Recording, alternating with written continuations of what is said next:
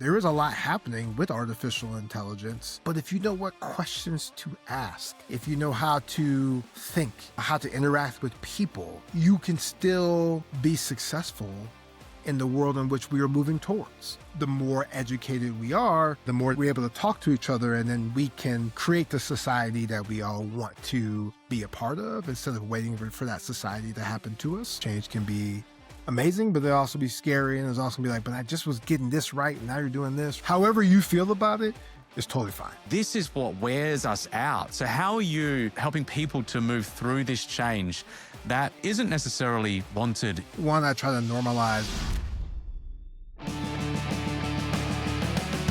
Welcome to The Edge of Possible, the podcast dedicated to helping you achieve extraordinary things. I'm your host, Cameron Atlas, and together, let's unlock your edge. We're currently moving through a period of technological change so rapid that it's easy to feel like we're falling behind before we've even started. As artificial intelligence reshapes our workforce and our daily lives, there is one bet that we simply can't afford to get wrong, and that's the education of our children. But the real question isn't just how do we teach them to use the tools, it's how do we teach them to remain deeply, authentically human in the process.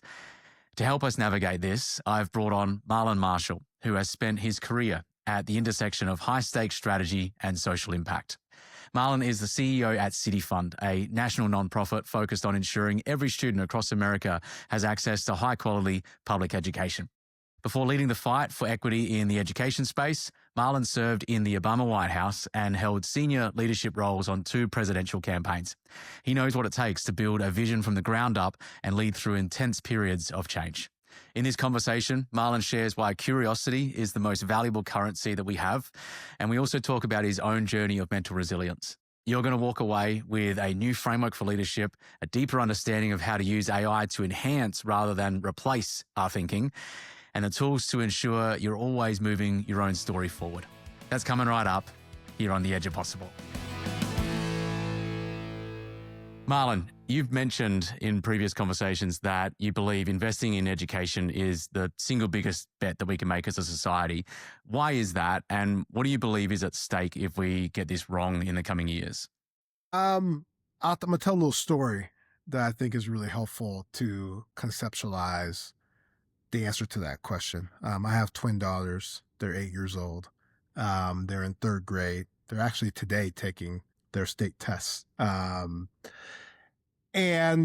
they are using in their school AI. So that's called, the product's called Magic School, and it helps them do everything from research to helps them do a lot of things they can do to help things, right? And I was talking to one of their teachers about AI and how they're using it and their engagement with it and all the other things. And she said something, which is how I like to parent at home, but she said something that really struck me. And she said, we're not really teaching them how to go in and use it like a Google search to get an answer. We're trying to help them understand what questions to ask. And when we think about being just great people, caring about our world, moving our world forward, how are we using our thoughts? How are we treating others with respect? How are we being the best we can be? How do we understand what questions to ask that will allow us to move forward as an American, as a person who lives on this earth, as a society? And I believe education has the power to do that. And in terms of, what happens if we don't get it right, there is a lot happening with artificial intelligence that could potentially take over jobs, that can potentially do a lot of things. But if you know what questions to ask, if you know how to think, how to use, how to interact with people, you can still be successful in the world in which we are moving towards. And part of, I think one of our challenges in the world today is our lack of being able to converse with one another. And I think the more educated we are, the more that we understand not only our history, but do we understand everything about just humanity, the more that we're able to talk to each other, and then we can create the society that we all want to be a part of instead of waiting for that society to happen to us. Mm. So I think education is really, really powerful. And it's most powerful when we're understanding what kind of questions that we can ask that can make the world a better place. What do you believe makes up a great quality question? Ooh. That is not just about the answer, that a question can be that there's meaning behind it, that you're asking something to really unlock something in that question, right? What I love about my two curious kids and what I love about just children is the curiosity Mm, behind those questions. And so I think that's one of the words, that is the word I'll use to answer your question, is a quality question. It has curiosity behind it, like legit curiosity, right? And as a dad, I want my kids to do well in school, but I don't want them to do well in school just because I think that's going to, help them become a doctor or a veterinarian or whatever they want to be. I just want them to be curious individuals that are constantly thinking about thinking about everything, thinking about the world in which we exist, thinking about, yes, of course, what does that mean for the kind of careers they want to have when they grow up? But more importantly, how do they want to show up every day? And how do they want to give to, right? If we're all look at ourselves as we give to the society that we want. If we come from a place of curiosity, I just think it makes the world a better place. So I would say curiosity makes a really quality question. Well, I love you shared legit curiosity within your answer as you were sharing there. I think that's a really important piece because a great quality question or a great sounding question can be missing still the legit curiosity. And what I mean by that, what I've noticed with a lot of people, and especially I think today, there is a solid amount of division in so many different areas of our lives, and there are different biases that are there. If we are asking a question to get an answer to then position myself to prove that I'm right versus a genuine desire to seek to understand, Exactly. that's the game, right? Because if I'm asking the question, it might be masked up as curiosity, but if I'm not legit curious about the answer, and I would see like legit curiosity as I'm genuinely open to my world being shifted by the answer. Now, it might not happen because I might be pretty solid in my beliefs, but there has to be at least that little bit of, tell me how you came to that. Like, what is it that you believe about that? Why is it that it came to that? And you might still end up with the same answer that you had before, but you've at least suspended the belief for a small amount of time, enough time for that other person to come into the conversation and feel valued, I think, in the conversation as well. And I think that legit curiosity, I've definitely, I think the last 7 or 8 years especially, maybe up to 10 years, there's been just this insane curiosity that's built over time and noticing the absolute power of that because it's in the unknown. That's where all the solutions to the current challenges that we're experiencing have to live.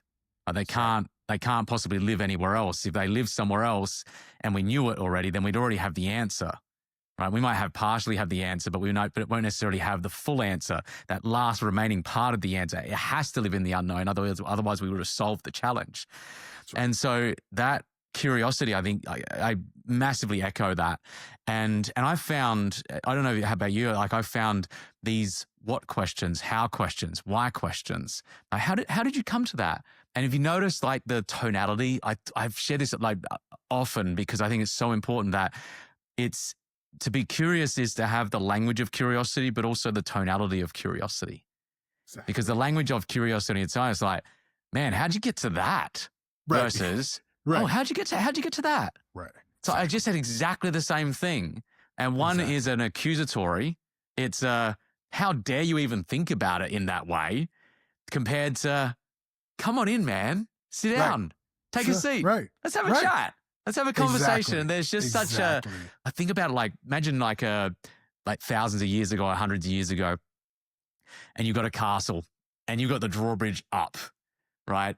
And there's the competing people around you that are coming towards you. If you don't like lower the drawbridge down and enable for an actual conversation to occur, there's probably going to be a fight at some stage, right? There's probably going to be some damage 100%. that's going to occur. And so if we can be the ones to start to learn how can we lower that drawbridge down to allow new information in, whether it's through a person or as you're sharing like technology with AI, I think we're going to be in a really beautiful place to be able to continue to learn and grow. So I love that was part of the conversation there.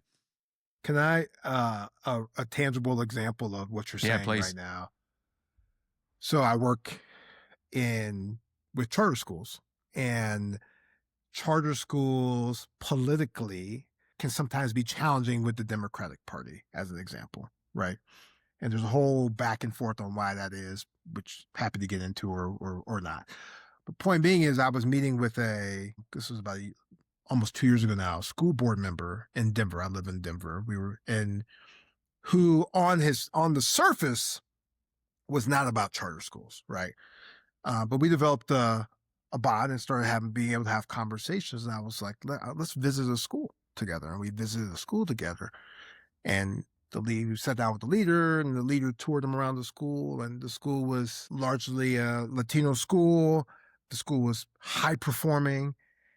And I noticed in the tour and in the questions he asked of the leader of that school, he was legit curious, because it was like, okay, so how are you doing this to get these type of results for this school? How are you doing that, right? And again, once we kind of broke away from the like, whoa, you're a Democrat, so I'm not supposed to like you, but more just like, but you're actually educating kids in this school. So like, let me learn how you're doing it and why that may be different than my worldview.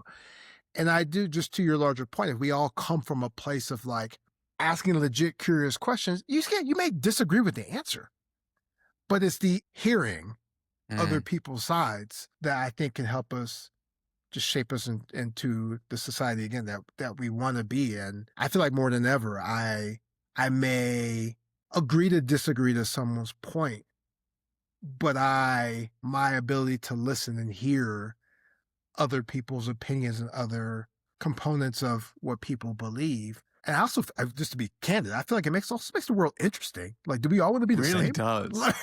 It really does, because there's so much. I mean, we can't possibly know everything there is to know, for one. Like, just cannot. And with just the rapid change that's happening now, and we haven't even begun to scratch the surface on how fast it's going to go.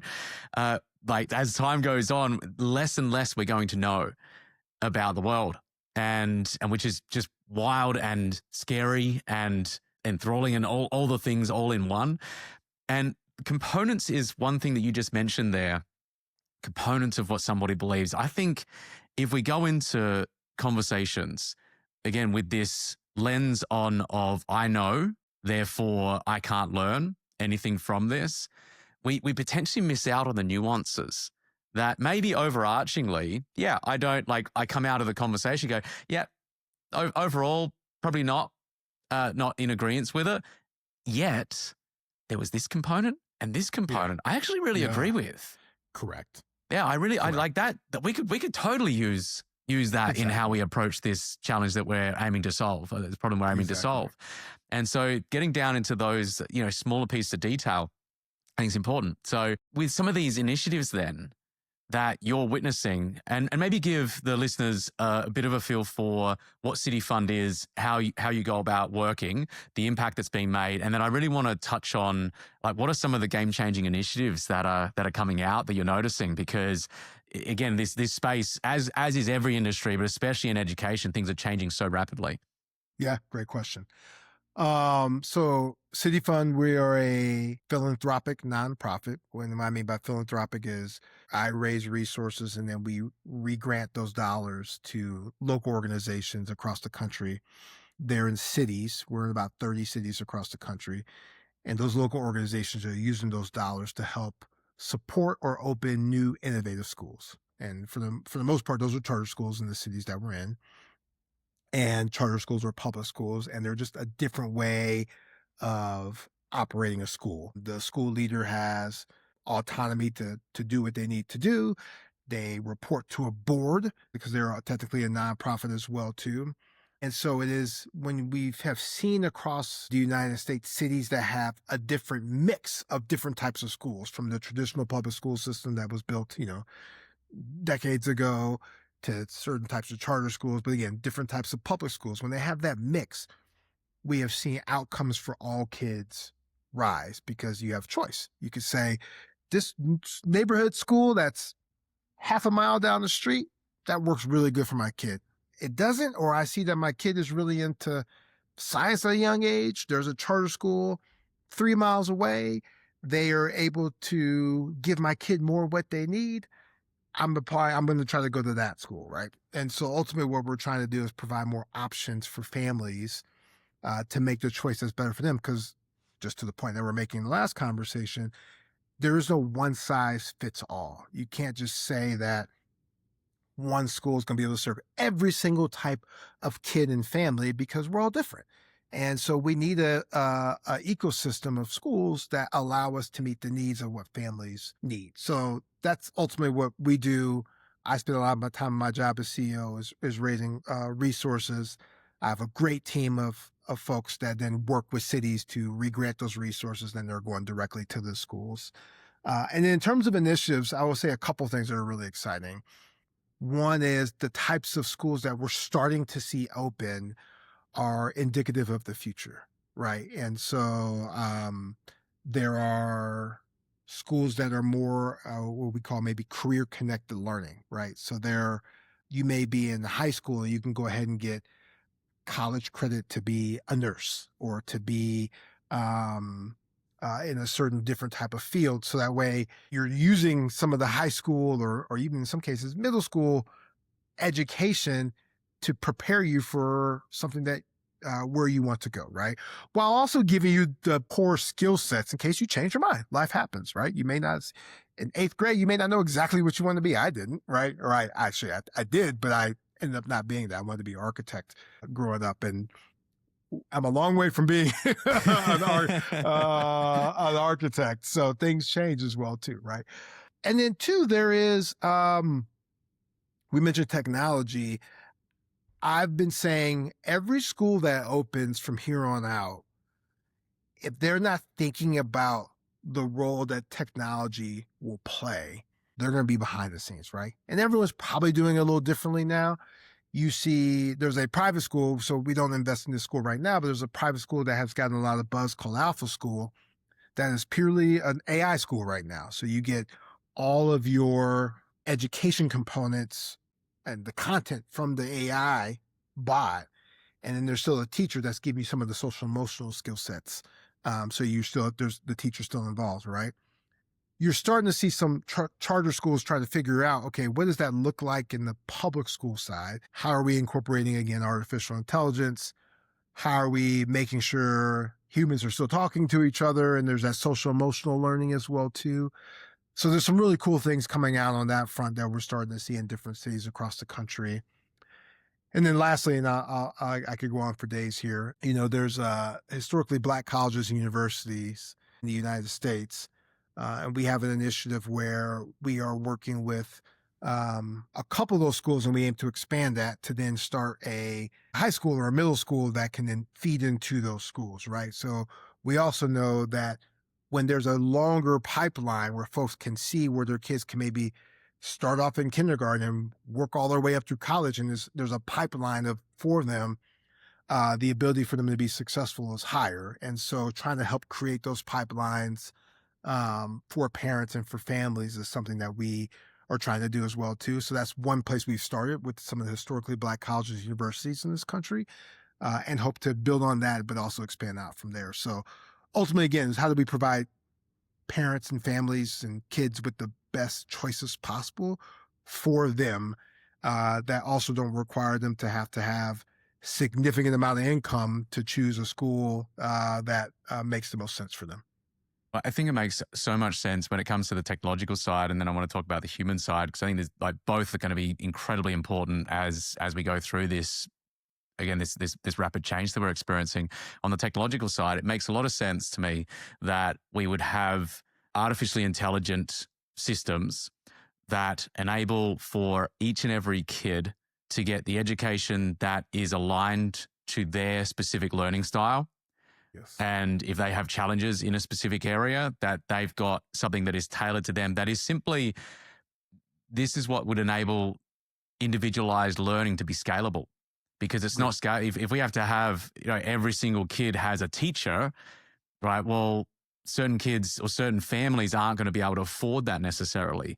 Whereas if we're able to get the systems right from a technological standpoint, then ideally we're able to get to a point where each and every single kid, regardless of their income level of the family, is able to get the education that they need and specific to how it is that they learn and what it is they're excited about.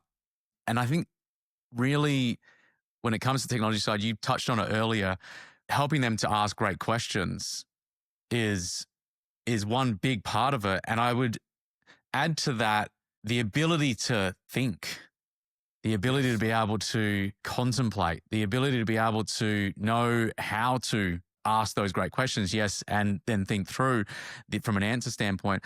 I guess one question I've got is, how do you go about ensuring that the technology is there to provide what they need without it then turning into a crutch? And the example I want to give, there was a study I've referenced on the show before last year that came out of MIT that showed that kids who, they had 3 different test groups. The group that didn't have, and this is, I think, college students writing an essay. Yep. Group 1 had to do it all themselves. Group 2 had search engine to be able to do that. Group 3 had the access to LLMs, artificial intelligence, to be able to get the answer. And the group 3, those who utilized artificial intelligence, were much lower in their ability to be able to actually recall what they actually wrote in the first place, which says to me that their thinking was done for them. Therefore, the ability to be able to remember reduces. And a great example of this, I find, is like phone numbers. Yep. I don't know many phone numbers. I don't know about you, but I don't know many phone numbers. I'm guilty that I couldn't recall my wife's phone number as we're speaking right now, which is like kind of embarrassing to say. I've got to continue to do that. But, it hasn't caught me in a bad place yet. I should probably get, 2 or 3 phone numbers where I go, and home, back where I grew up, they've still got the same phone number. So I know that, but majority, I don't. If we can outsource the things that are appropriate to outsource, it then provides this more space to be able to think about different things and contemplate and solve challenges. How do you go about thinking about ensuring that the technology that gets implemented in these schools is empowering the individual versus replacing parts that would actually make them an extremely powerful individual? Great question. First, on your phone number part, it's funny. My wife always makes fun of me because I have a weird ability to remember phone numbers and other types of numbers. So, I love it. like I know her TSA pre-check number. Like it's just like, in my head. And she's like, how do you do that? And then, but to your larger point too, the people who have been in my life the longest, right? I'm in my late 40s. I know their numbers by heart, but like people who I've met within the last, like we moved to Denver 6.5 years ago. And so we have a really good set of group friends here. I don't know their numbers. They're on my phone, but I don't know their numbers. So I never had to learn them before all the technology moved in a certain direction. I would say, one, I think the answer to that question will continue to evolve as this technology evolves, right? Because we have a sense of where it's going, but are all a little bit along for the ride. And I think this is, to me, the importance of very high quality teaching still, right? So there's some folks who are saying like, hey, are we going to still need schools and physical buildings and all this stuff when we're going to have this technology? And my answer to that question is yes, right? Because who is showing you how to use it in a way that allows you to, again, understand what question to ask and to make sure it's not just used to like not have the recall, to not actually learn, to not actually test your brain, to not actually, again, become the best version of ourselves. And that is to me where teaching is still going to play a critical role, right?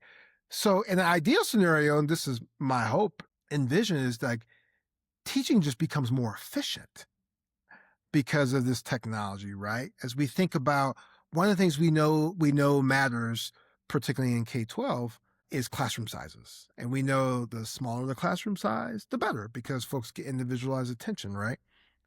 And so if you're able to have tools that are allowing these students to get the content, to your point, that's more individualized and gives them what they need, you maybe are able to be more efficient with the classroom sizes. So when they're getting those social emotional skills, which includes not only how to work with people, but also how to use the technology, you're becoming more efficient, right? So I think that's a place where we all should be aiming to go. And I think that's why I've said in many of the conversations I continue to have in this space, the human component of education is going to matter, not only will continue to matter, but maybe even matter more than right now, Mm. because somebody has to show you how to use the technology in a way that's still going to allow us to thrive. Yeah. I think about it with my own skill sets that I've developed over the many, many years now. And one of those in particular is on the music side. So I love giving the keynotes that I deliver. I have live music on stage. It's guitar and it's piano, but the guitar only happened about 6 years ago, 6 years ago. And it required me to put in, it was over the first 500 days was 2,000 hours on the guitar, right? So it was 4 hours a day on average, 500 days, and just had to be relentless in pursuing that.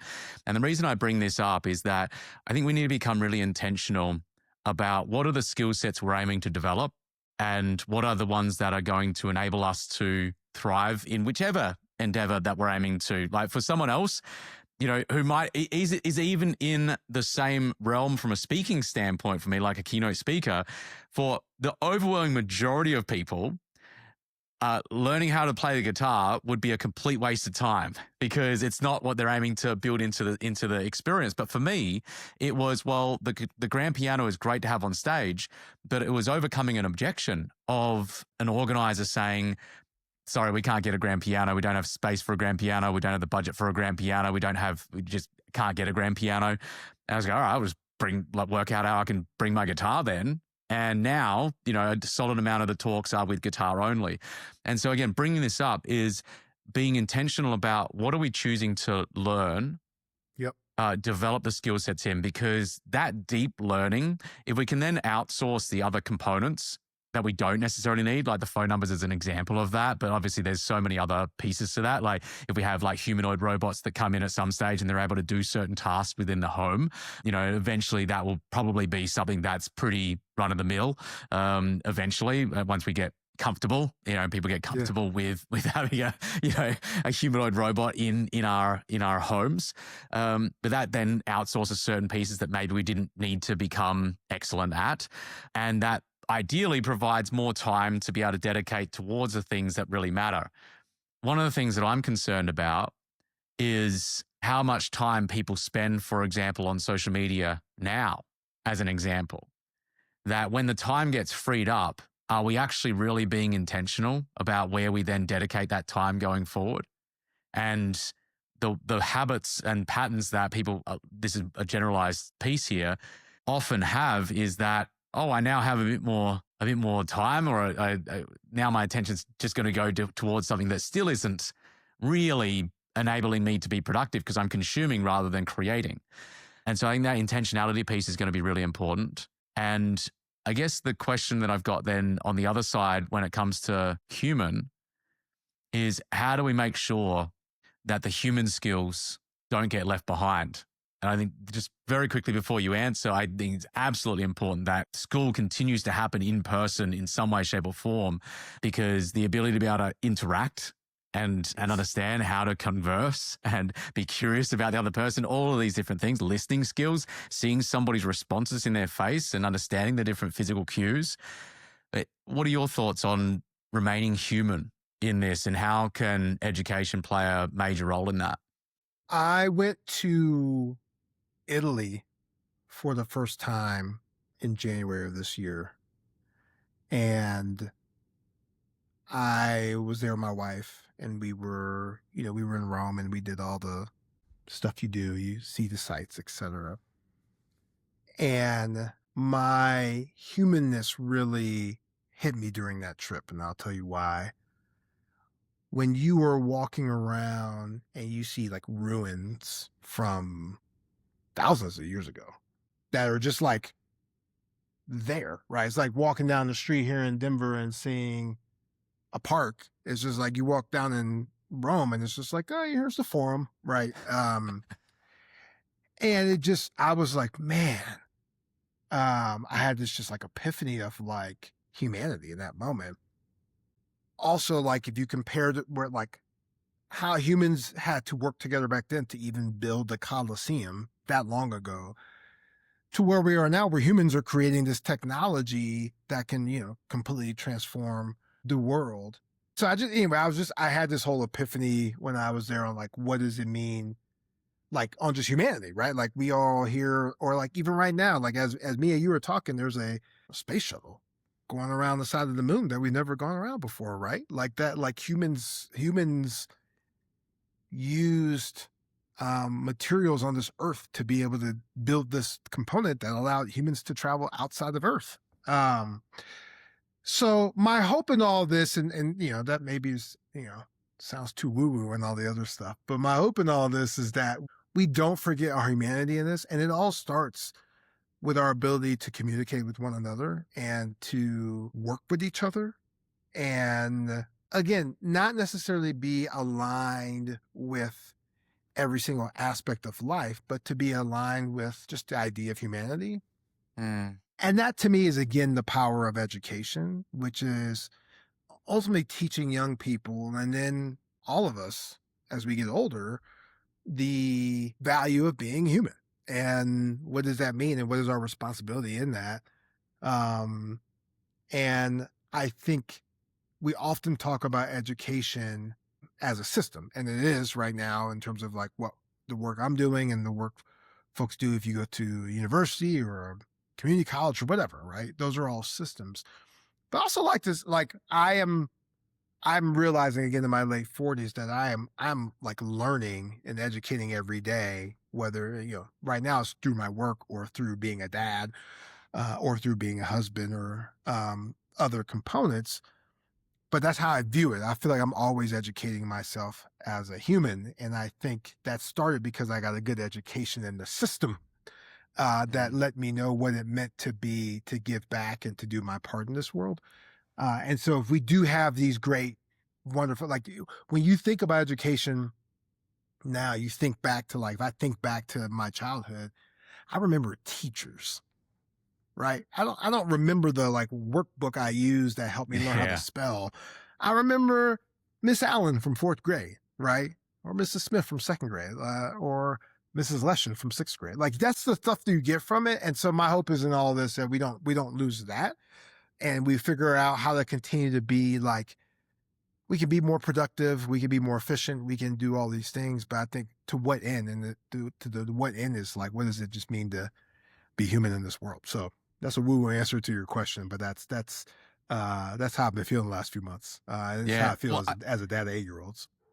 Dad of 8-year-olds as well. Yeah. Well, I don't think it's necessarily that woo-woo though, because if we think, I think with what you shared there with going to Italy, as you were sharing some examples, like walking down the street and then seeing this, I haven't thought about it in like really specifically in this way that, yeah, all of the things that you see around you were built collectively.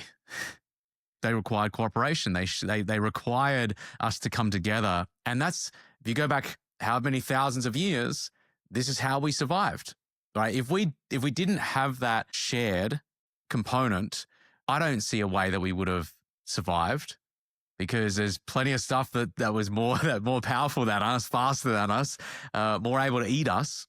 And our ability to be able to continue coming together over and over again and learning. And I think it's going to be even more important as time goes on, because our ability to be able to continue learning together, because what I then learn about, oh, this piece of technology is really, really good.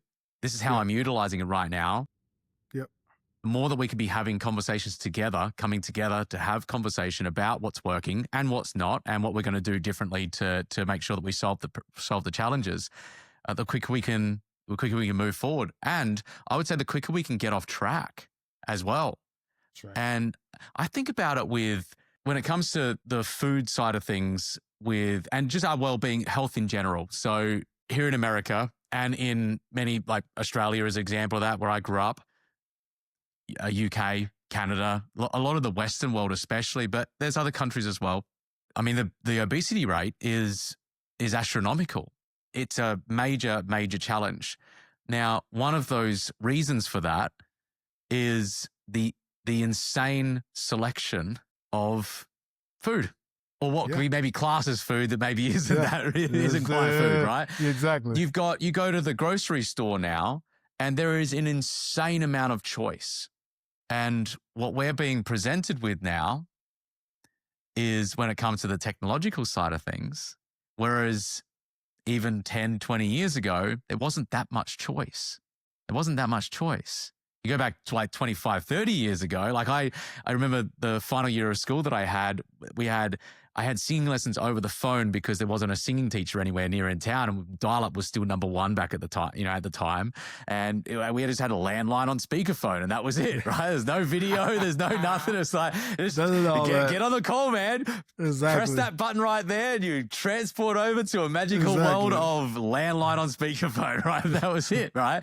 But just this insane selection that we have now provides us with, in some ways, if we think about it as a technology diet, right? Yes. What's your diet? What are you consuming? What are you giving your attention to? And how are you making sure that is actually moving you forward versus away? Because coming to your point of ensuring that shared humanity, and we're continuing to come together in that way, I could see it going in the other direction very quickly if we're not intentional about how we're going about utilizing these tools and these technologies. And Caprice Young is a great example of this. So she's a superintendent. She was on the show a little while ago. Great friend of mine, doing some amazing things. She's in California, superintendent of some charter schools out there, and they're getting like 3 to 6 times the results as the neighboring schools. Amazing to witness. And a couple of things that she really mentioned. One was their utilization of AI, and it, similar to what you mentioned about it, helping them to think about the solution rather than just giving them the solution. Mm-hmm. The other one, though, was I think it was called the squads model. Yeah, the squads model. And this is breaking up the kids into small groups of, I think it was 3 kids, and each of them had a role within there where they're learning together. Right. And so with that, every single student is fully engaged because they've got a role specifically, and they're working together to come to the solution. And then the teacher has an assistant. It's one of the students that then is walking around, looking and listening to the different groups, noticing what challenges they're having, that if there's multiple groups having the similar challenge, goes back to the teacher, says, hey, the group seems to be, the class seems to be having some challenges in this specific area. The teacher is able to then give some education in that. And that it's teaching communication skills. It's keeping them fully engaged as well, which I think is just brilliant. And that is complete human side to this. And again, why it is important that we continue to be learning together rather than learning in silos. There is a time and a place for education in a siloed environment, and there's absolutely a time and a place for education in a group environment where you're coming together and learning together, growing together. Yes, I couldn't agree more, especially, as we think about this technology and where it goes, young people understanding how to work with people is critical. Because to your point, there's a shared connection. If you look at it, you look outside, I'm staring out the window now, the building that I know was built by people, wasn't built by a person. It was built by people, right? And so to your point, that requires communication. It requires all the, so many different things, right? And you have, prior to my work now, I worked on campaigns.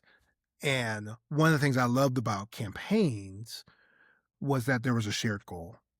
And you had many different people from different walks of life, different states, different backgrounds, some different countries, whatever, who all wanted to work for whatever person to because that person for them represented some outcome of what the world or what the country or what that seat could be.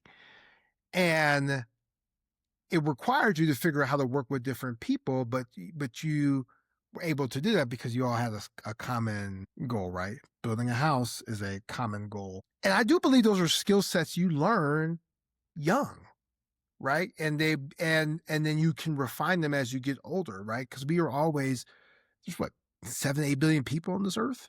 You're always going to be interacting with people, and like you said, unless the robots take us out, right? But to that point, that is how do we work together to do that? And I think that communication is important. One of the life-changing moments for me, I was a sophomore in high school, and like I did fine in school. I did better at college actually than I did in school, and I was very much a social kid. It was just in my nature.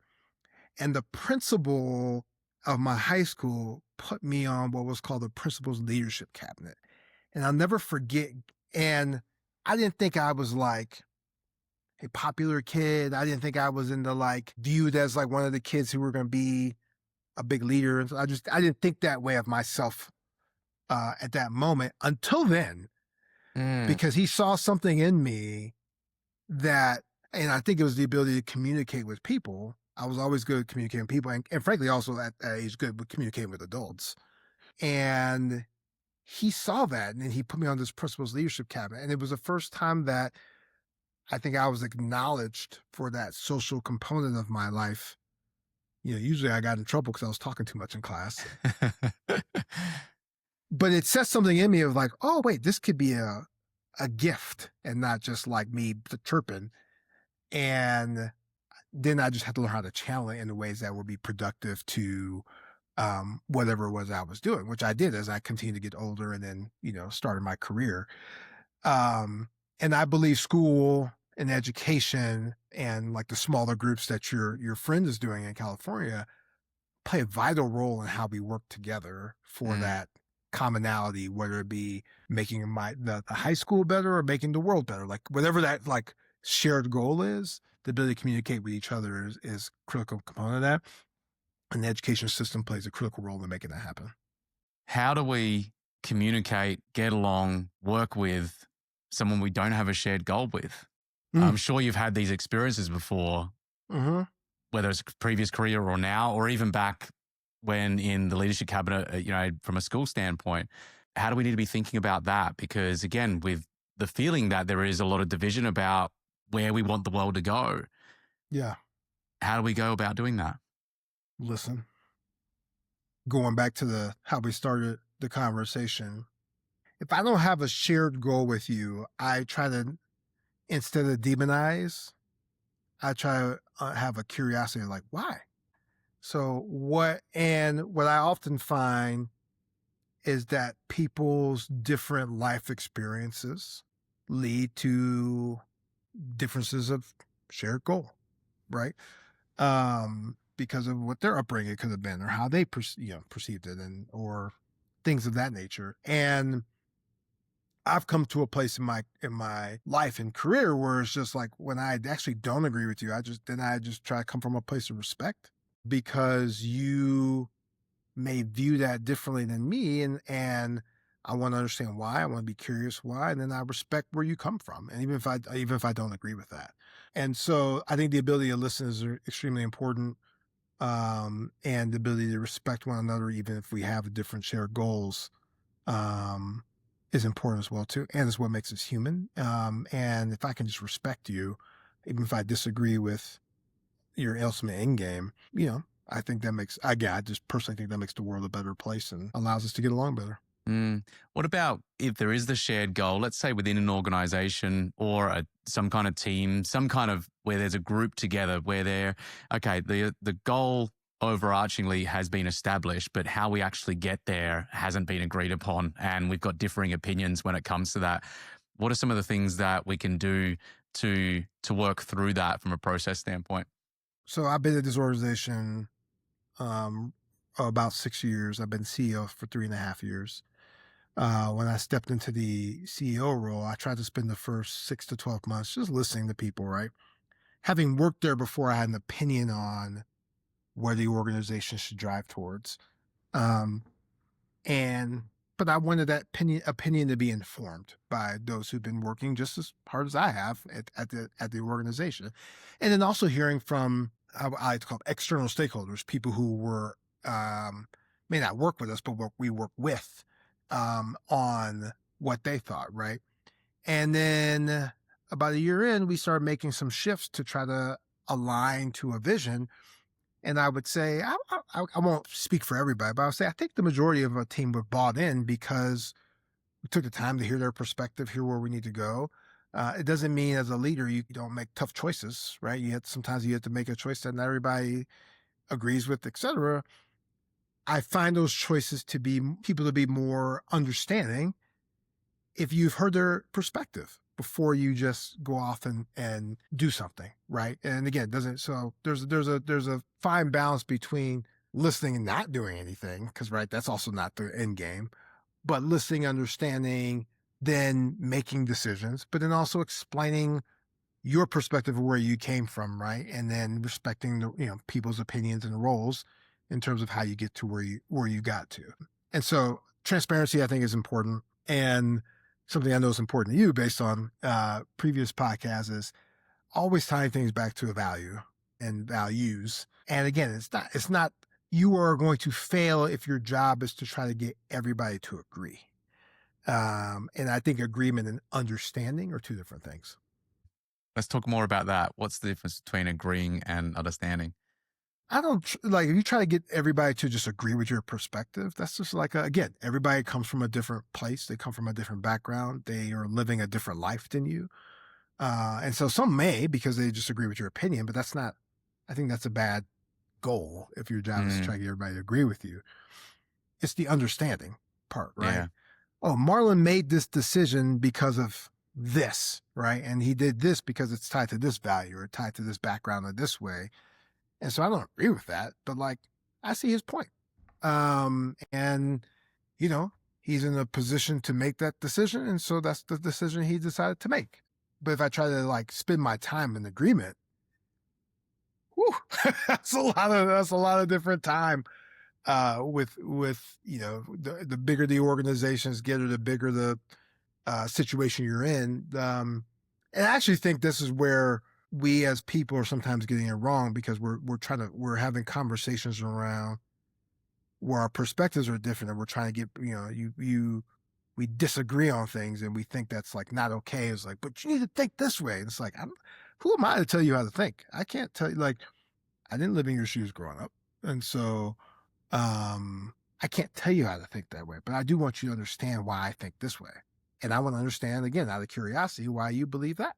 And then let's agree to disagree. Disagreement is fine and natural and human. The more understanding, I think, is a really important piece. I would continue to coming back to this because it's getting everybody to agree is aiming for perfection. Exactly. That ain't happening, right? Ever. Because unless you're in a science lab, like where you've got Right. you're able to control all of the pieces, you can't possibly get it to be perfect. And it goes very against what nature is, which is completely imperfect. If everything was perfect, then, I mean, everything be lined up in nature, for example, every tree would be lined up, like 3 feet apart and, certain height and these things, and it wouldn't look natural. You'd be going very much against what it means to live in the world and the universe as well. Everything is imperfect. It's perfectly imperfect as well. I'd like to think about that. And that understanding it's really interesting as you were sharing, it's almost like there's approaching it to understand, then sharing in a way that enables the people that are involved to understand how you came to the solution, and then them being able to take that on to say, oh, even though I don't agree with that, I understand. And so there's like multiple layers of understanding that are going on here, that if one or more is missed, I would say it falls flat. Because if I don't aim to understand to begin with, well, yeah, the results are going to be, I don't feel heard, I don't feel understood, I don't feel that you even asked for my opinion. So how could you possibly care about me, right? If I'm somebody that's on the team in some way. than if I have done all the hard work to understand, and I really do understand, but then I just land and go, this is what we're doing. And if you haven't educated them and shared with them that you do understand and that this is how you came to the conclusion as to the action that's going to be taken, even though they might not agree with it, you've provided them with the insight that enables them to feel that, you know what, he actually did or she actually did take me into consideration, my thoughts, my opinions, my way that I see the world. And then the third one, which would be on the other end, is the person receiving the information, is that those other two can be in place, right? You could take the time to understand. You could take the time to share that. And if I don't give a shit what you have to say, and I'm just going to close off because I'm like, if you don't do what I say you should do, you don't care about me, or you don't understand, or you're wrong, then that's where it's going to fall short as well and fall flat. So there's multiple layers of responsibility that occur as a leader of being able to get the input and again, ensuring that you understand the different aspects, because with that as well comes, I'm sure you had the experience in the first year, you learned things from just looking back, like sitting back and listening. You learned much more than you could have possibly gotten that from just going in and just trying to figure it out for yourself, right? That's right. That's exactly right. That's exactly right. Yeah. And you know, if again, you learn a lot, you see what's working, you hear what's working, and I think it puts you in a stronger position to be change-minded, right? I also have a deep belief that as a leader in an organization, I should be constantly thinking about change. And I don't mean by that every day we need to like redo our strategy or we need to have a new North Star or change our goals. It's not that. It's more of the world is changing. And so I don't want to all of a sudden 5 years from now, the world has changed and we're doing the same thing and it's not meeting the new need of where the world is at. And so how are we evolving as an organization and then each person individually to where the world is going and try to be leaders of that change and not reactionary to that change. And again, I think that starts by understanding what are you really good at. You understand that by listening to understand the skill sets that everybody brings to the table and what does that mean collectively you're doing really well. And then also what are the things that need to continue to be tweaked or shift, et cetera. And then what are things you're not doing now that maybe you need to get new skill sets to do because of where the world is going, right? And I think the best organizations are thinking in that mindset because, again, the world is evolving. You know, if I'm in 2026 trying to figure out, you know, how to invent the wheel, I'm kind of, I'm behind the times. Yeah. Well, tweaks, you use the word tweaks, and the difference between a tweak versus a transformation is like a tweak is a 1% shift, a 2% shift, a 5% shift. It's the small change along the way that keeps you on track. Like imagine like a cruise ship, for example, and you're steering along, right? That 1 degree, 2 degree shift is what's going to keep you on track. Transformations, on the other hand, is the change of strategy, is the changing of the North Star. There's certain times and places where that is warranted and needed and required. Exactly. But it's not an everyday thing. If you're doing that every day, oh my gosh, you're going to burn out very quickly and you're going to be very, very lost. Very, very exactly. Lost. And one of the things that I've been thinking about lately and probably over the last few years is that if we don't make those tweaks, if we don't take time to do those small shifts to get a little better on a daily basis, on a regular basis, that it increases the number of transformations that we then need to go through because we went off track a little bit and then we went off a little bit more and a little bit more and a little bit more until a point where it's like, oh, damn, like this whole thing needs to be reinvented now. Whereas if you had taken the time, and this is why it is vitally important, especially with change continuing to speed up, Yes. each person listening, you must have something in place that enables you to know what's working, what's not, what you're going Yes. to do differently going forward, and what support do you need, right? You must be asking those questions over and over again, and you should be doing it at the very least on a monthly basis, but ideally like on a weekly basis, at least, because that's what's going to enable those small shifts to occur and for you to learn from it and come together, especially if you can do this as a group and come together and converse about what the things are that are working well, what's not. And that enables us to then make the changes that are going to allow us to, get the growth that we're looking for. I agree. I will say this is a phase that I'm trying to actively work at. I think I do good here, but have a lot of room for growth. As a leader, we have 3 board meetings a year. And those are really good anchors for me to say, hey, here's where we're at. Here's what we're doing well. Here's the things that are challenging, but also here's how we are thinking about the new phase of the work. Right. So those are good anchor points for me, and then I try to build into my schedule monthly. Hey, here's a block of time to just sit and think, right? It's not a block of time for, me to go grocery shopping. It's not a block of time for other things, but here's my thinking time. And then weekly, how am I stepping back? So I try to do those things. I will say those held times. I sometimes like, oh, I need to make this phone call. I need to make that phone call, right? It's like the things you didn't do, right? The tactical stuff. And so those are the things I want to continue to get better on, where I don't just let life take over, but actually use that time to just be. Yeah. Well, I mean, it's easier to lower our standards when no one else is around. Right. When someone else is involved, like if you had a meeting with a big funder, for example, or you had a board meeting, or you had just a really important thing with somebody, you ain't canceling that meeting unless it's an absolute, unless one of your twins are, there's an emergency with them, like nothing else is getting in the way. And, that's exactly right. and this is where we've got to be taking ownership for our own standards of we're not better than necessarily, but not less than either as somebody else. And so if you're not going to cancel on your best client or your biggest funder, then why would you ever cancel on yourself? And if we can think about it like that from a standard standpoint, then all of a sudden, even when no one else is around, that time gets treated as sacred. And it's when we do that, it enables that to be a more consistent piece that we execute on.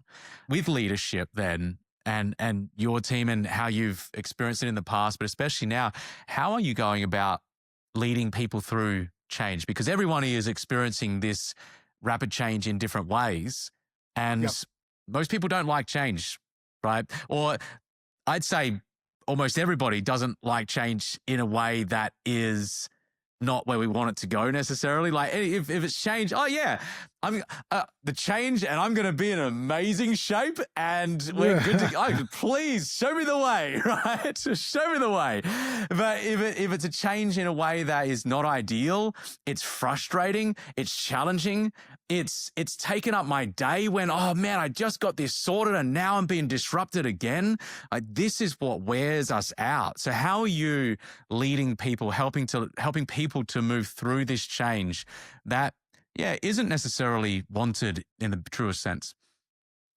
I think a couple of things. It's a great question. One, I try to normalize your reaction to change, right? Because it's good. It's totally fine to be frustrated. It's totally fine to be like, why is this like those are all normal reactions to change, right? Because change can be amazing, but they'll also be scary. And there's also gonna be like, but I just was getting this right. And now you're doing this, right? Yeah.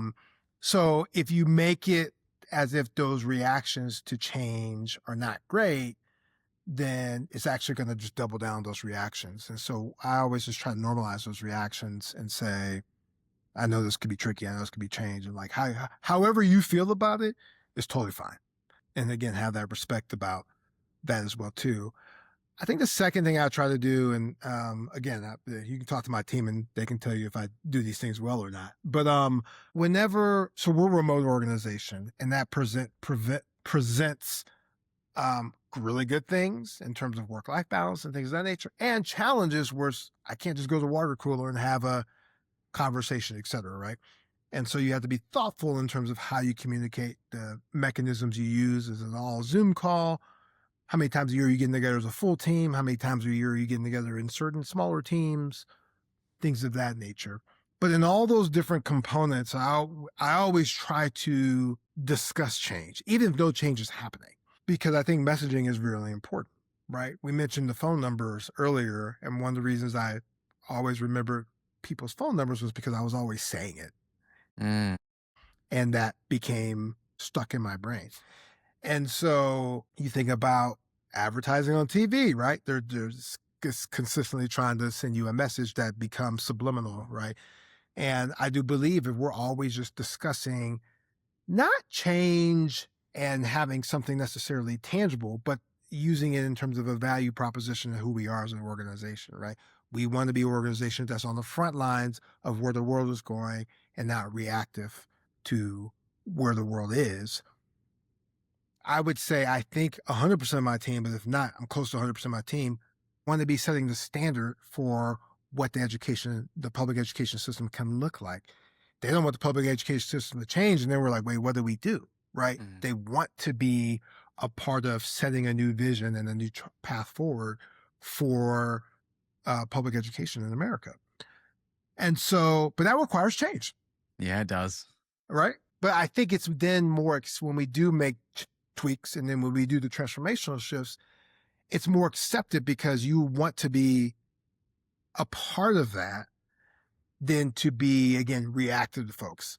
Doesn't mean like the deeper it affects you, the more it could be frustrating or the more it could be exciting, depending on, again, your role in that change. So I just think messaging is important because if it just kind of comes out of nowhere, then it's like, wait, what? But if it's tied to, again, to your value proposition of why you exist, then it becomes more understood. And then it still may not affect folks' initial reaction to that change. So you have to normalize whatever that reaction is to help folks get to the other side. Yeah, there's so much wisdom in there. Let's unpack a couple of things there. First up is there's a classic coaching model that like 15 years ago that I learned of be do have. Like, who do you have to be? What do you have to do in order to have what you want to have? And if you want to have a transformed education system, in this case, for those listening, whatever your outcome is, you've got to ask yourself, it's not just about what is the things that you're going to have to do. It is, who do you have to become in order to be worthy of that change, in order for that change, in order for that outcome to be a natural byproduct of who you became in the process and what you did, what were some of the actions that you took as a result. And yeah, like the example of, yeah, we want to be using your example, we want to be on the forefront of change. Well, that's going to require you to be a certain type of person, right? That's going to require you that, even though it might initially feel, oh no, I don't want to do this. That's completely okay to acknowledge that. Yep, I know that's there. And if I really want this outcome, then I've got to find my way back. I've got to find my way back to a more empowered state. And Djokovic talks about this a lot from a mental toughness standpoint of talking about our mind as a traveler, goes into the future, goes into the past. And I've shared this on the show before. His notion isn't whether you go into the past or the future, you're going to go there. Right, you're going to worry about what's coming up. You're going to worry about that last shot in his case. The key to mental toughness is how quickly can you bring it back. That's right? You are going to go into the past. You are going to go into the future. It's okay. Even the greatest athlete of, one of the greatest athletes of all time, it's going to happen. And the continuing to build in our ability to come back to that, ability to be and feel more empowered, is really, really important. And I think normalizing what you shared, like normalizing that change and saying, yeah, it's okay to feel what you're feeling right now. It's okay. I'll share a personal example. Just literally 3 days ago, I think it was, I had a shit day. It was a day that was just, it was a day, right? I remember thinking, I do not want to adult today, right? I don't want to do it. This is all too hard. Like, it just felt like everything was piling on top. Like I felt like everything was starting to move fairly smoothly. Like, oh yeah, I've got this in place. I've got this. Yep, this is happening. And then it was just one of those days where it was one thing after the other. And maybe you can relate, those listening, maybe you can relate as well. But it was a really difficult day. I remember the next morning though, I woke up, get up about 5 o'clock. I wake up, I'm laying there for a moment and I just thinking, and I said to myself, no one's coming to save you, man. Get up. Let's go. And at some stage, you got to put your big boy or big girl pants on and realize that, no one's coming to save you. And it sucks at times because I kind of wish that, someone would come and just rescue at times. And it would be so much easier if someone just go, let me do that for you. And yes, we can build teams and those kinds of things, but there are going to be days in our personal lives, in our professional lives, where it just feels overwhelming and it feels too challenging. At the end of the day, though, it's our responsibility to find our way back and our ability to take responsibility and feel empowered around the change that is happening, because that is a constant that is only going to be even more of a constant as we go through into this next phase within life and within our, from a professional standpoint. It's wild. And the more that we can become a person that embraces that, like truly and genuinely embraces it, even though we might not want it, that we continue coming back to the mission, we continue coming back to the values and what is required of us, that if we still want that outcome, we ask ourselves, do you still want that outcome? All right, well, this is what it's going to take. Do you still want the outcome? And if the answer is yes, well, step up then. Let's go. Step into a greater version of yourself. If the answer is no, you know what? It feels too much. That's totally fine as well. Go and find something that's more of a fit. Yes. That indecision and worrying about the change I've learned this over time, is completely wasted energy. Well said. It's all that time between when something occurs to when we actually then do something about it in there. I mean, it's going to take you some time, but some of that time is going to end up being wasted energy, wasted time. I guess one question I've got to move the needle a little bit here, or switch gears a bit, and this comes from me growing up on a farm in outback Australia.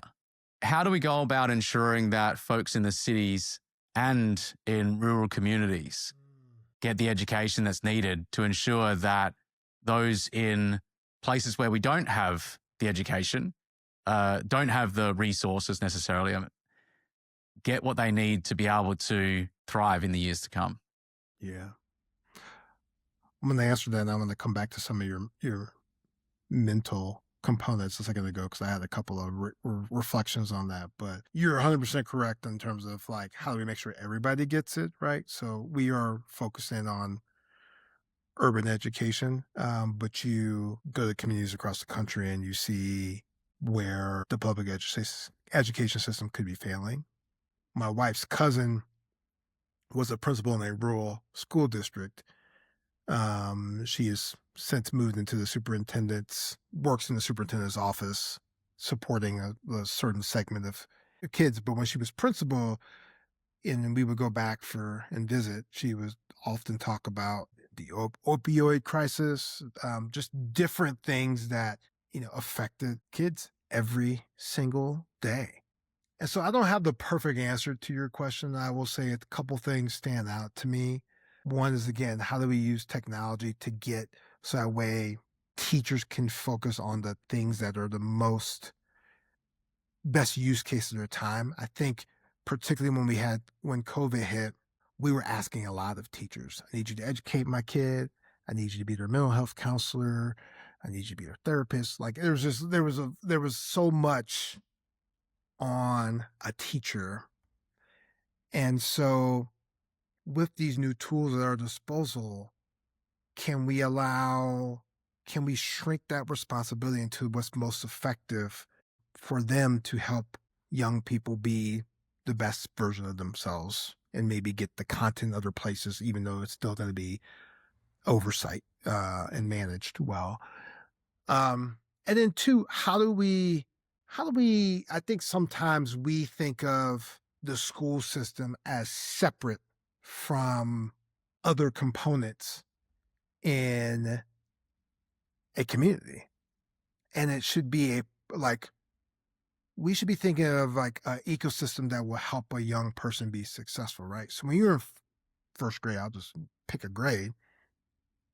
Yes, you need a quality education inside the school, but what happens when you come out, right? Obviously, there's things you need just at home, but what other things are you getting when you, to your point, when you go to the grocery store, when you, what other services are out there that allow the school system also be successful, right? And so you mentioned rural education is like, what else is there to help the kids and that system deal with other crises that may affect the school system, but are not born with inside the school system? So I am sure there are some communities doing this well, and I don't have the specific examples off the top of my head, but I would just say, I'm hoping that this technology that continues to advance will allow us to like hone in on challenges communities face. And everyone's a little bit different, right? And how do we make it a collective conversation? Not sometimes I feel like those conversations are fragments. Like, well, this is the K-12 problem, and then this is this problem. It's all together. It's all synced together. Two quick stories on the mental piece, if you may.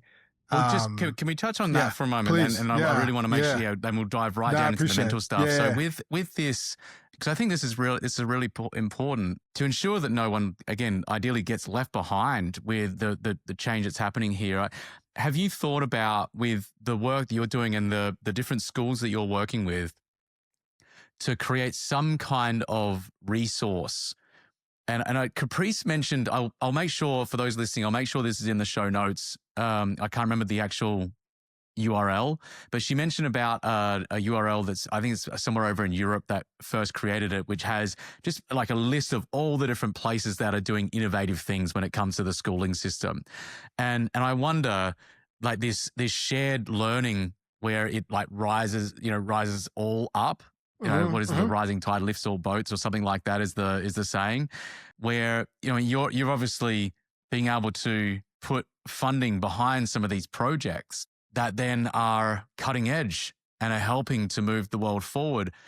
Like, have you thought about, or is there things that you're already putting in place that have the ability for a school, say, out in the middle of nowhere, to be able to learn from some of the things that are being done and that are being funded in cities? It's a great question. I would say we're actually going to start adding capacity on our team soon to try to understand all that's out there, particularly in the technology space, so we can have a better sense of like what's working and what's not, right?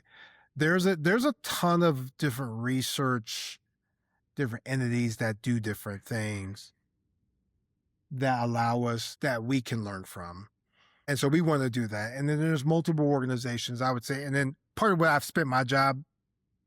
So we're 8 years old, a little over 8 years old. When we first started, we were how do we get this thing off the ground running, right? I joined about a year and a half, 2 years into the organization's founding. But I've spent a lot of my time the last couple of years really starting to network with other nonprofits that are like-minded and wanting to fix the system. So we actually next week have a big convening where we bring all of our grantees together, but then we also bring other stakeholders together. And part of where I'm going to spend my time is telling people who are also running national organizations, here's what we're doing. Yeah. Where are we overlapping? Where are you doing work? There's a great organization that's doing work. I would say K through 12 adjacent. And so we're trying to have conversations on like, how do we bring those components together? So if you're in a city or in a community, you can hear what's happening here and on the other. So yes is the answer to your question. It's something I aim to do. And to your point is, the more that we can learn from each other, the better. And I do believe the more the work is place-based, like you should be able to learn from what's happening in the community. And also your community is going to need very specific things. And so how are we creating a ecosystem or supporting you creating an ecosystem in your community that will allow your community to thrive? While learning from others, but allow your community to thrive. Yeah, because I mean, this is why, from an LLM standpoint, when it comes to artificial intelligence, these different large language models, it's the data that gets input that enables you to get the answers back. And so if we were able to have like the power is going to come from us coming together, because a school over in Colorado, for example, and then there's one in Massachusetts that could utilize something there, but they don't even know what's going on because the communication's not happening.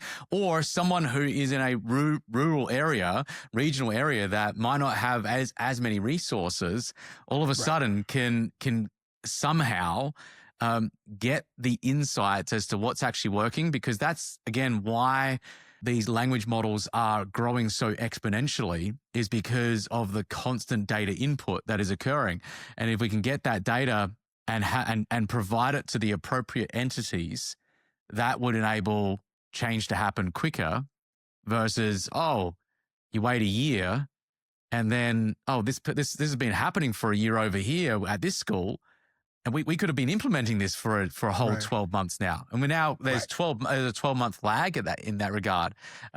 This comes back to like the tweaks versus transformations in that way, I guess, of like, how can we be making sure that schools around the country and around the world can be making those tweaks over and over again consistently?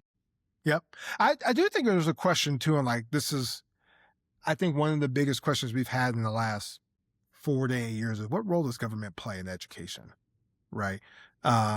You've seen some of the federal government remove themselves from that and leave it way up more to the states. Right.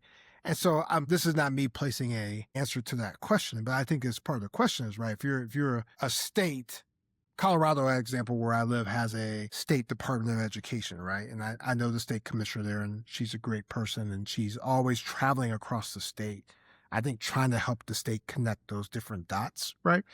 So I'm sure it's done different places, different things, but like, what role does the government play in trying to help that kind of connection point as well too, right? Because there's thousands of nonprofits out there, right? And so if you're just a school system and you're trying to understand how to get better, what's your natural place of which to go, right? And there could be so many different things. So anyway, I think that's why I go back to, like, if we think about the role of government, is there a role for it to play to be like, I know I can go to my state government and learn about what's happening in different communities across the country, or be connected to other nonprofits, right?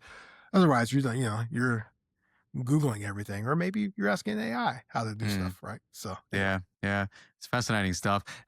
On the mental model side of things, what's some of the insights just two things that stand out, both like personal examples in terms of the power of the mind. I'm reading a book right now actually called Peak Mind, and it's talking about how to, like, you use the word a few times throughout this conversation about attention, and how that's a functional part, and how they, like, focus in your attention on be able to have the ability to focus your attention. But two stories stand out. One, in February, I actually broke my fibula skiing. Damn. Back of my leg, and that story's it was dumb. So I'll just say that part. But I think if I went out skiing, like, I'd be breaking more than that. I mean, it was, but a few things. So I go on this ski trip, and my wife, as I leave the house, she's like, you haven't skied that much this year, because Colorado has not had a lot of snow. She's like, don't hurt yourself, right? And so then I hurt myself, and I knew immediately something was wrong, because I kind of heard it break. I am healed, luckily, but point being is, as I'm laying in the snow and looking up at the sky, my first thought was, oh, my wife's gonna kill me. But my second thought was, in the last, like, couple years, in particular the last 6 months, I've been really we were talking a little bit earlier about health and choices and things of that nature. And I've been really trying to focus in on that for me, to be around as long as I can for my daughters. Right. And so I would say, when I was in my political career, taking care of myself was not my top priority. Now I left there, and now I have kids and stuff. And so now I've been more thoughtful about that. And I've really put in work, I would say, since October. I've done a lot in the last couple of years, but since October, I've been really focused on it. And I was thinking there, I was like, oh my God, I cannot let this injury, whatever's going on as I'm sitting in the snow, set me back. And I know myself, it's like, all right, well, then I won't work out for 6 to 8 weeks. then I know that like once I heal, I will still sit for a while and it'll take me a while to just get back in the groove, right?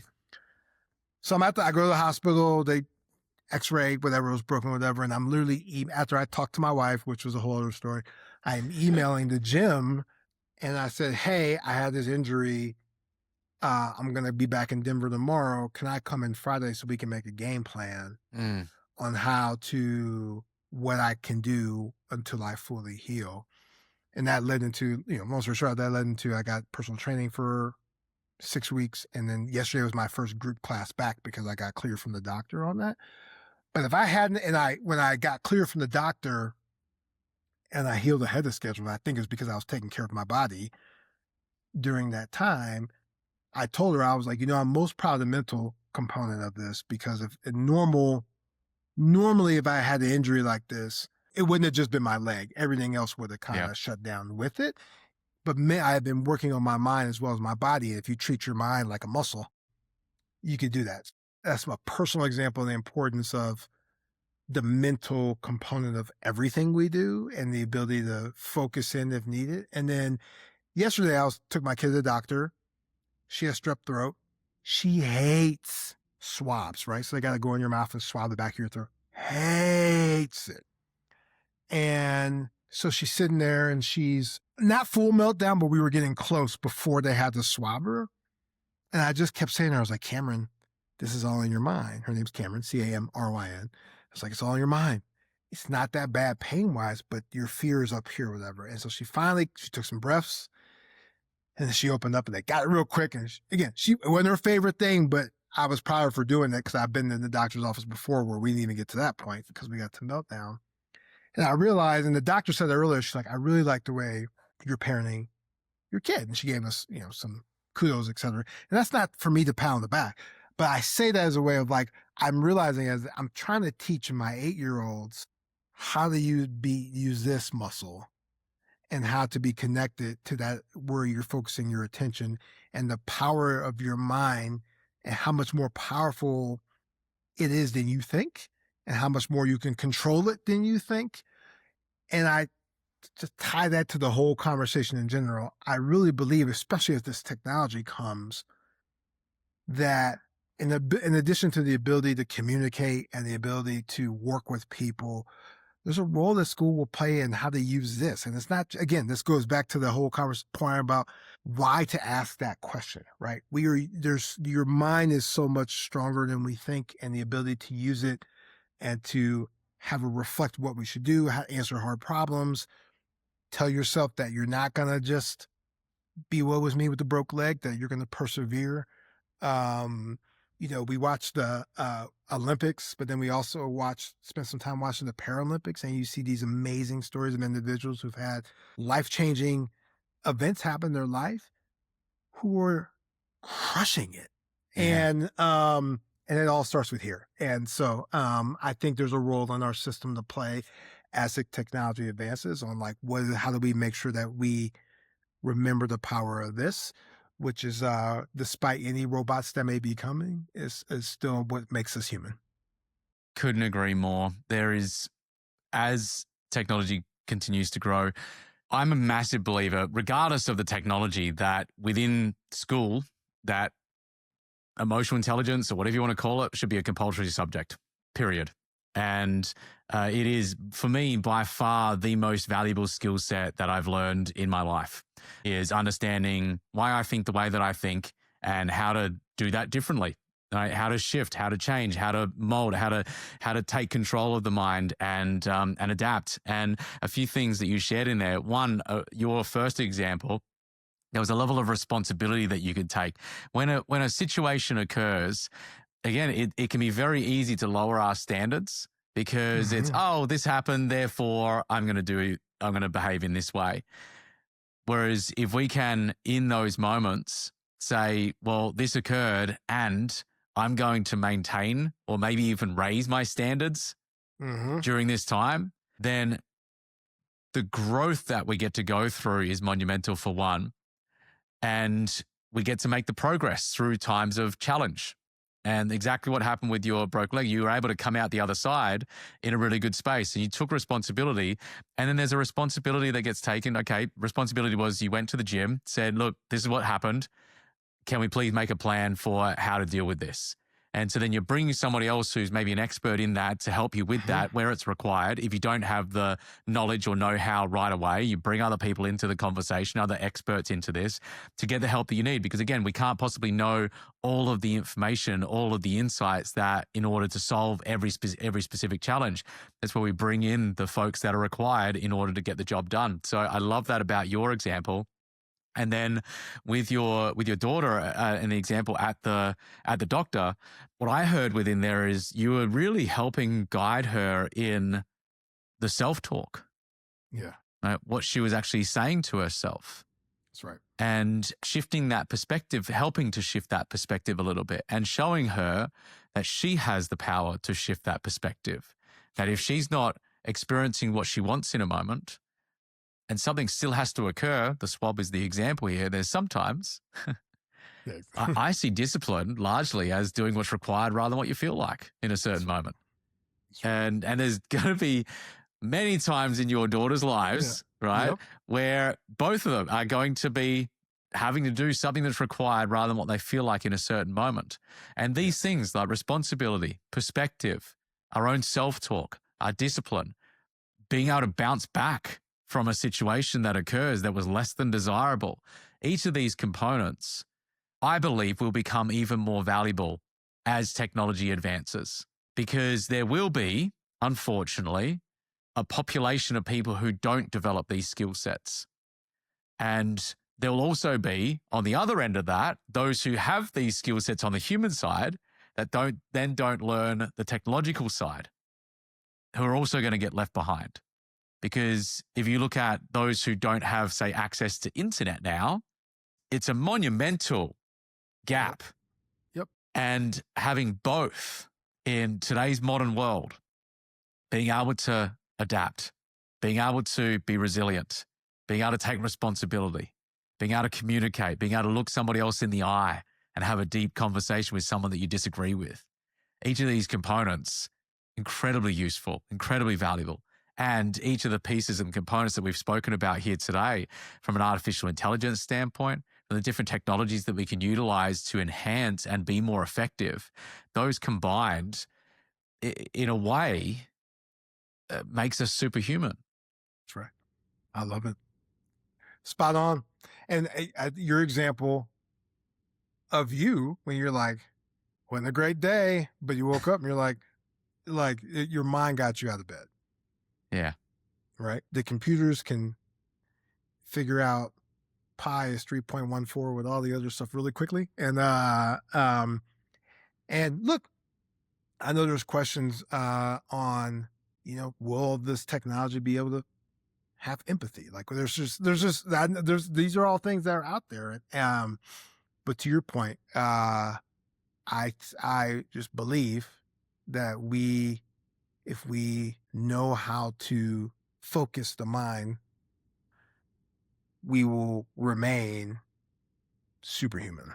And I do believe the future of schools can play a critical role in understanding that. And it's not just, I think you made this point earlier, so I'll say this, and it's not just the ability to memorize. It's the ability to use the mind and to have emotional intelligence to think in ways that allow our wildest dreams to be possible.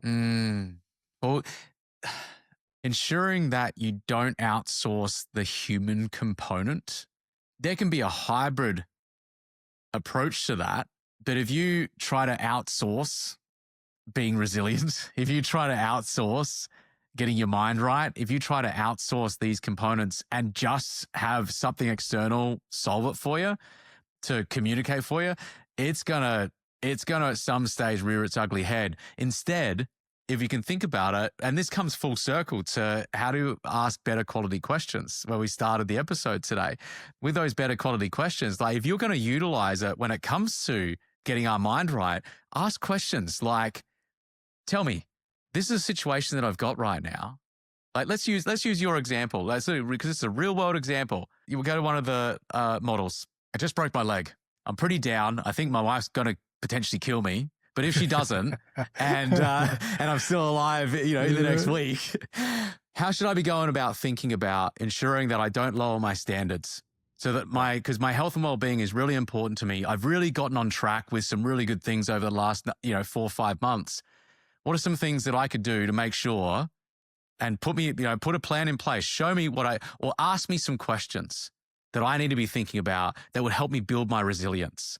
That then becomes a partner that is helping you grow versus replacing the things that are going to enable you to grow in any situation then. Because here's the thing, that break of the leg, you just learned something about continuing to maintain and raise your standards that you're going to be able to implement with your team, that you're going to be able to implement with your kids, that you're going to be able to implement in many different areas. That's the beauty about learned experience. You outsource the experience, just like that example we gave earlier about the MIT study.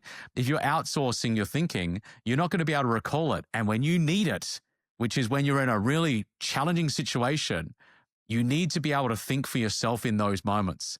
Yeah, this has been a great conversation. Hey, we have a rapid fire segment on the show called Your Edge, made up of values, beliefs, and habits. Number one value and why. What's your number one value and why? Integrity. I believe in being core to who you are. And again, being able to listen to others' perspectives and beliefs. But I think having integrity and being just true to yourself and transparent and kind is a huge value. So one I try to live by. It's probably the biggest one I try to teach my kids. Love that. What's a belief that shaped who you become, whether it be a belief about yourself, about others, about the world? I believe, I'll go back to that what I said about the principal. I believed I was a leader. I didn't until probably sophomore year in high school. That was my first scratch of what leadership meant. I continued those trends in college. I was involved in student government in college, which helped me learn about the ability to engage others. So I believe in myself as a leader. I'm going to add one more thing. I believe the power and the powers of relationships. And I think when you spend the time to curate relationships with people, the currency from that on the ability to get things done is never ending. Yeah.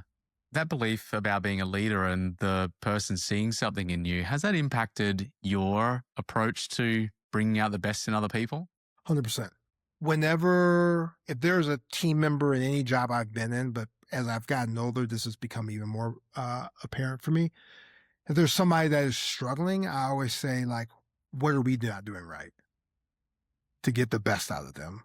Because I believe that if you dig deep into anybody, you can find the things that make them tick. And on one campaign, I managed a team of 5, and all of them individually ticked from like what I said to them in their individual one-on-one meetings were very different to bring out the best in them. And then it was important also to create a collective culture that we all framework that we all lived by. So we had that collective framework, we had that collective culture.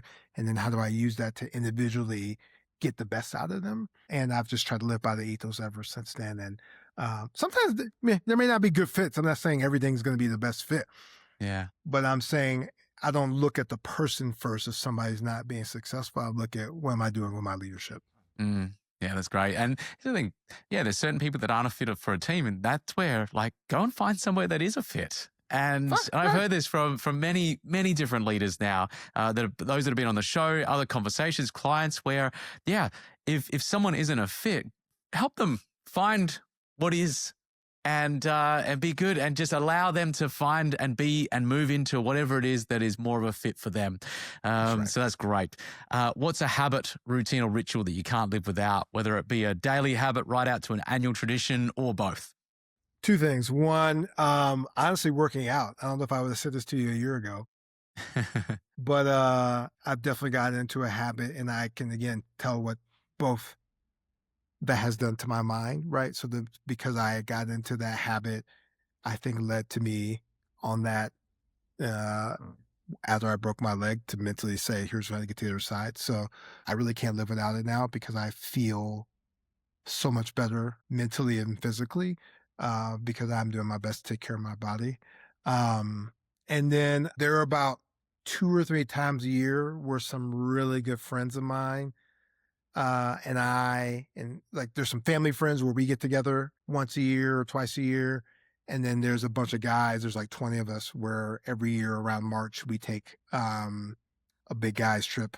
And I wouldn't be able to survive without those because my battery is people and relationships. Yeah, I value all of them. But the ones that have made me who I am today, to be able to keep that battery going, if I didn't have that, it'd be hard to function. How important has it been to have those around you that, by the sounds that you're able to share everything with, to the ups, the downs, and everything in between? It has been critical to my development and who I am as a person. There are, again, just some close folks, obviously my wife and family, but even there's like a text chain I'm on with 3 other dads. We call it Big Dad Energy. And So good. and we, in that chain, we talk about the good things of parenting. Like we'll send videos of, my kids that did this thing at theater or whatever, to like, man, my kid has strep, to my kid frustrated the hell out of me today, and I can tell you guys only. Right. Yeah. And I feel like if you don't have those outlets, then you're just holding it all in. And I don't think that's healthy for anybody. So good. So good. Hey, Marlon, great to have you on the show. Where can people go to find out more about City Fund and then connect with you personally? City-fund.org, CITY-FUND.org is our website. And on there you can find me, and my email is marlon@city-fund.org, and happy to chat with anyone who wants to make America's public education system better. And I think all of our goal of being on this earth is, can we leave things a little bit better than we found it? And if we can do that, it's going to be a great place for my kids, and they can do the same thing. We're going to be just fine as humans. Beautiful, man. Yeah. Hey, thanks for coming on the show. I really appreciate it. Thanks for having me. Appreciate it. Yeah. And for those tuning in, we'll have everything that was mentioned linked in the show notes at CameronAtlas.com/podcast. We've got some great new guests coming up, so make sure you hit that follow button, leave a comment, and until next time, go and write the next line in your story. Thanks for tuning in, and we'll see you in the next episode here on The Edge of Possible.